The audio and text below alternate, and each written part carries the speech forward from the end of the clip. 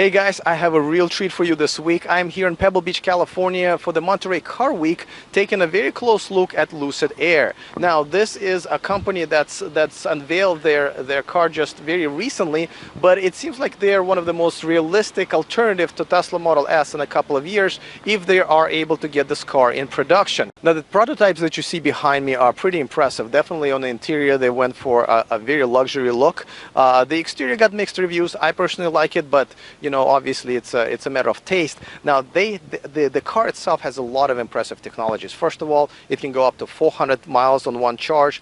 1,000 horsepower. It can go top speed 217 miles per hour, which is also very impressive. Self-driving features are they're claiming to be up to par once the car is in production, and a lot of other interesting technologies that are definitely going to be impressive. Of course, it's a realistic concern whether or not this car will make it into the production, because they are still working on funding to be able to build a factory and get things going. But there are rumors out there that they might be in talks about getting acquired by another company, like maybe Ford Motors, which actually will make sense because Ford really is nowhere near the electric car game, but they have money in factories, where Lucid has the technology that Ford needs, but of course they need funding, production facilities, staff, and so forth. So actually that might make sense, and obviously if that ever happens, that this car will definitely be in production in a couple of years, as they promise. Earlier today I talked to Zach, who's the director of marketing, and he answered a bunch of the questions that I had that was on my mind, and I think on the mind of a lot of other people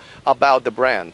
I mean, I just checked out the car. It's amazing, right? All the features, the design and everything. And a lot of people will say, well, I want one. I know you're taking reservations now, and we're looking about late 2019, but there's really no manufacturing facilities right now.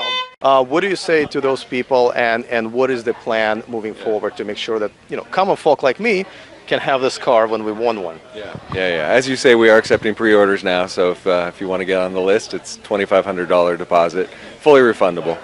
And it will be approximately 2 years before we start production, and that gives us time to finish up the engineering, but also build the factory.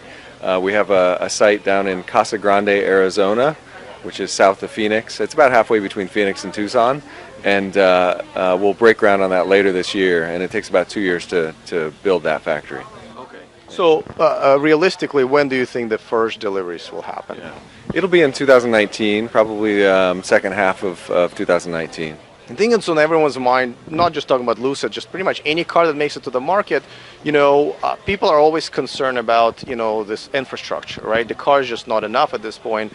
What is the plan? Are you guys thinking about building your own infrastructure of a fast charging network, or maybe working with an existing charging networks out there that can maybe get up to speed with your technology? What is the plan there? Yeah. So Tesla created a supercharger network because they had to. It was out of necessity. But there's no reason why that should be the case for Lucid or any other company now. So we're a member of the Charging Interface Initiative, which is for short, it's called CharIN. And Tesla's a member of that group as well, as is BMW and Mercedes and Audi and Porsche and a number of infrastructure companies. And together we're going to ensure that there's a fast charging network available for all manufacturers, not just one or two. Okay, so you go in for like an industry standard where everybody can use the, just like every car can use Chevron or whatever gas station. Yeah, if every car manufacturer had to have their own gas station, it would be out of control. And it's the same with charging. And, don't forget that for the most part, you're charging at home.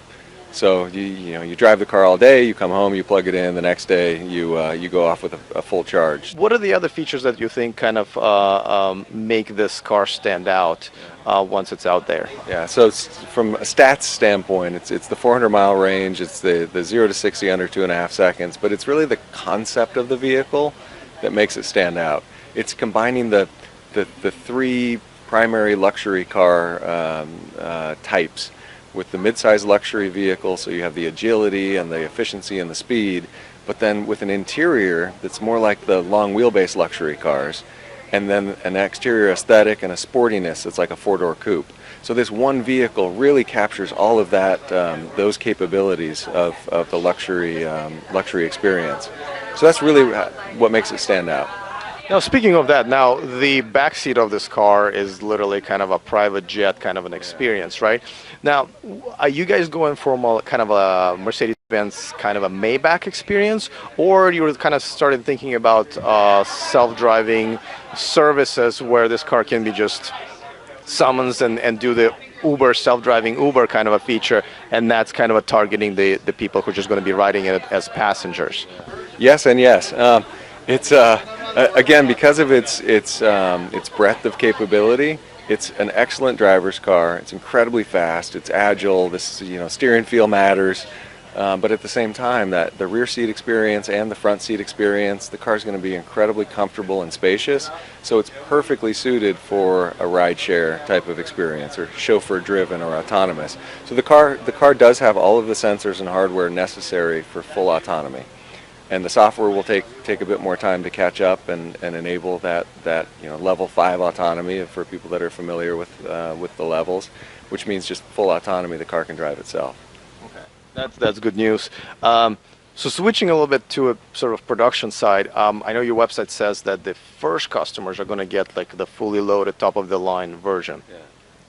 Are you a little bit concerned that you might repeat the experience that Tesla had with not just Model S but Model X, where they kind of overcomplicated the car, had all these issues up front, versus what they're doing now with the Model 3, where they're kind of coming out with a relatively simple version that's easy to make, and then going to ramp it up to more features. What are your plans on that? Yeah, no, I understand the overcomplication is a concern, and certainly that's something that we've factored into the rollout plan.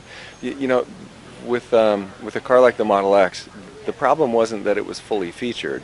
It was that it had a number of features that were really unnecessary and complicated for no good reason. And so it wasn't part of a core experience to get the car driving and get the car on the road. It was, Falcon doors that had to be kind of created. Right. Well, with all fairness, you guys have the cool lights that are dancing around. Yeah. That could be the Falcon doors, right? Yeah. It's much simpler to solve that. If you get a problem with the headlights, it's a lot easier to solve than if you have huge openings in the middle of your car that aren't sealing and aren't opening and closing. So there are some features that are certainly breakthrough and exciting, but they're not going to prevent us from entering production. And so tell me more about it, and this is the last question really, but just kind of, the next 5 years. So I understand you guys are concentrated right now on just going in production. There are a few ways there, right? Yeah. Either funding or maybe acquisition. But what about like 5 years down the road? Are we going to be looking at other different models? Like Tesla also went, like, for example, the solar route and so forth. What's your 5-year plan for the brand? Yeah. So certainly in the next 5 years, you should expect to see other models. There are other models that we're working on. Some that are more focused on today's market of driver and some ride share, and others that are primarily focused on the on-demand mobility. It's luxury mobility is a core of what we're working on as a company. So there are services that are associated with that.